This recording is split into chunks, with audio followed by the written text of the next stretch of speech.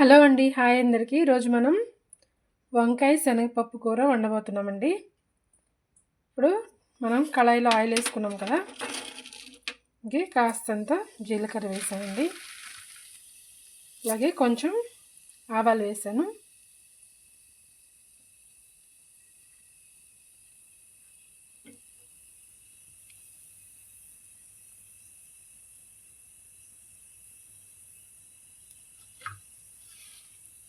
అవి కాస్త చిటపటలాడిన తర్వాత మనం ఇది సన్నగా తరుక్కుని ఉల్లిపాయలు వేసేసుకుంటున్నాం.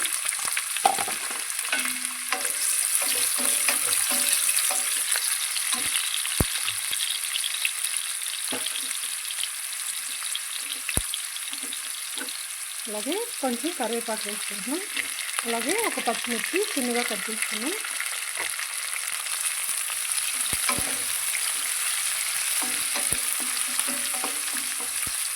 ఇది కాస్త వేగాలి. ఇప్పుడు కాస్త పసుపు వేసుకుందామండి.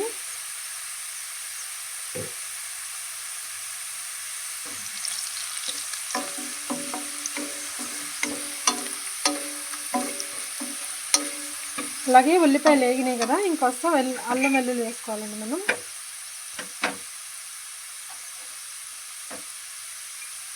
ఇదిగోండి, ఇది రోట్లో దంచిందే ఒక అర స్పూన్ అల్లం వెల్లుల్లి అనమాట.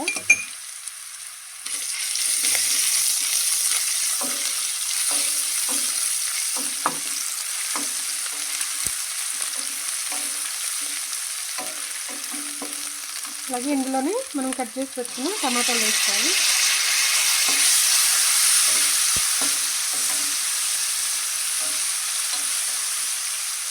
స్టవ్ని ఇప్పుడు మీడియం ఫ్లేమ్లో పెట్టేసుకొని టమాటాలు కాస్త మగ్గనివ్వాలండి.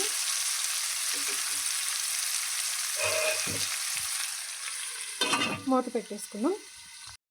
టమాటాలు మగ్గాయండి. ఇప్పుడు మనం కట్ చేసి పెట్టుకున్న వంకాయలు వేద్దాం. ఇగో వంకాయలని ఎప్పుడు కూడా నేను ఇదిగోండి పసుపు నీళ్ళల్లో వేస్తాను. పసుపు ఉప్పు వేస్తే కనుక ఇదిగోండి తెల్లగానే ఉంటాయి. మనకి ఒక్కొక్కసారి మనం ఉప్పు నీళ్ళల్లో వేసినా కూడా వంకాయలు నల్లగా అయిపోతాయండి.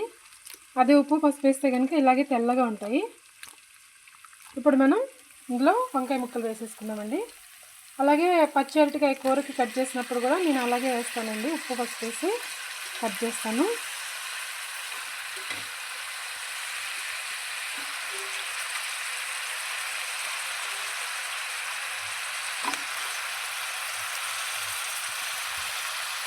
ఇప్పుడు ఒకసారి అంతా కలిపేసుకుందాం.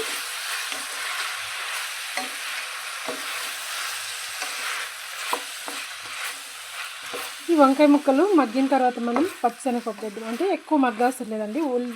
మనకి వంకాయ వచ్చేసి తొందరగా మగ్గుతుంది. కొంచెం ఉప్పు వేసుకుందాం. మనం ఆల్రెడీ వంకాయల్లో వేసామండి ఉప్పు.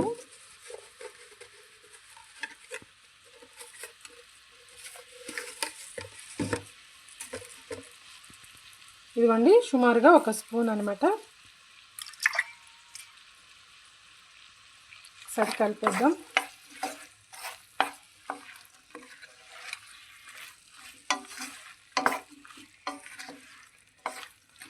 బాగా కలిపేసి స్టవ్ని మీడియం ఫ్లేమ్లో పెట్టేసి మూత పెట్టేద్దామండి.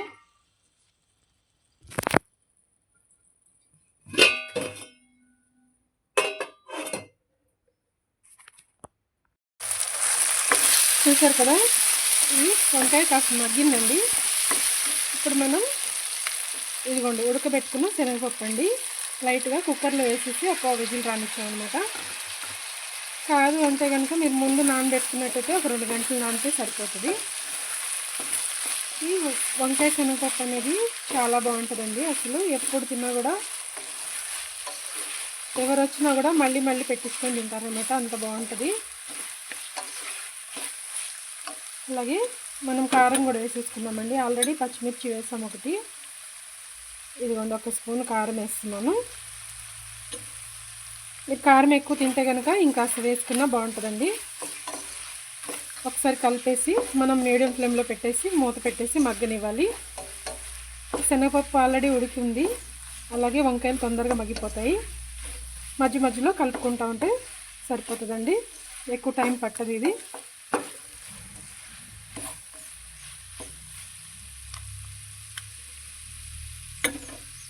మూత పెట్టేసి మగ్గనిద్దాం. ఇంకా చూసారు కదా, వంకాయ శనగపప్పు కూర రెడీ అయిపోయిందండి. ఇందులో మనం కొంచెం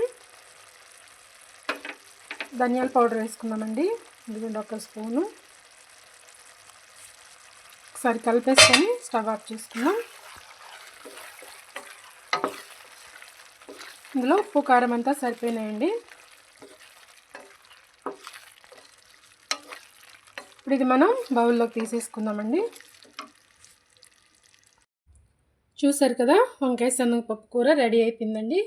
ఇది చాలా బాగుంటుందండి. మనకి రోటీల్లోకి, చపాతీల్లోకి, దోశల్లోకి తిన్నా కూడా బాగుంటుందండి. అన్నంలోకి, అలాగే బగారా రైస్లోకి కూడా బాగుంటుందండి. తప్పకుండా ట్రై చేసి చూడండి, చాలా బాగుంటుంది. అలాగే ఎలా వచ్చిందో కూర మీరు వండిన తర్వాత కామెంట్ చేయండి. అలాగే ఏమైనా డౌట్ ఉంటే కూడా అడగండి. అలాగే నా ఛానల్ని కొత్తగా చూసేవాళ్ళు సబ్స్క్రైబ్ చేసుకోండి. ఆల్రెడీ చూసేవాళ్ళు ప్రతి వీడియోకి లైక్ చేయండి, అలాగే షేర్ చేయండి. థ్యాంక్ యూ అండి.